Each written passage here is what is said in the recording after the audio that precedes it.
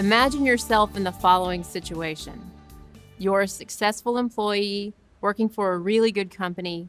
You like your bosses, and the company as a whole has been really good to you over the years.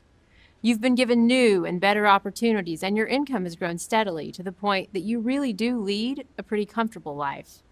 You don't ever have to worry about losing your job. You do good work for a stable company, you've never been in trouble, and things are really running smoothly. As far as work is concerned, life just couldn't be much better. One day you come to work like always. You're hard at work, juggling the various demands of a normal, busy workday. Maybe your biggest client has a problem that you're trying to get resolved, or maybe you're finishing a big presentation for an upcoming meeting, and then out of nowhere, your life suddenly changes. You get an email from Human Resources or a call from your boss. Maybe you get a visit from some lawyers with the company's legal team. In the next few minutes, you learn that you've been named as a defendant in a lawsuit filed by another employee. That employee has claimed that you discriminated against him or her by creating a hostile work environment based on his or her gender.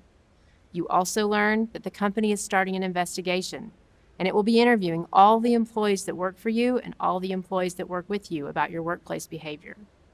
You're told that in order to prevent retaliation against the complaining employee, you cannot discuss the matter with anyone. And if you do, you could be immediately terminated.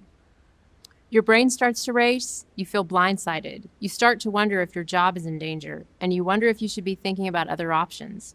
You wonder how you can pay for a lawyer, you worry about how you're going to tell your spouse or significant other, and since you can't defend yourself to your friends, you wonder if people assume you're guilty.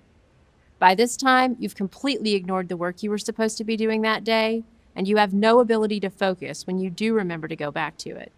And if you're a good person, you might start to wonder if you really have done something to offend another person to the point that he or she needed to file a lawsuit. But no matter what goes through your head at that moment, your professional life may have changed forever. In this presentation, we're going to discuss at length the concepts of discrimination, harassment, and retaliation in the workplace. We'll discuss the law, as well as your employer's policy when it comes to those behaviors. We'll also discuss examples of prohibited conduct and give you some strategies for how to deal with those behaviors when you see them in the workplace. And perhaps most importantly, we'll talk about the overwhelming costs and consequences that can follow when an employee engages in those types of behaviors.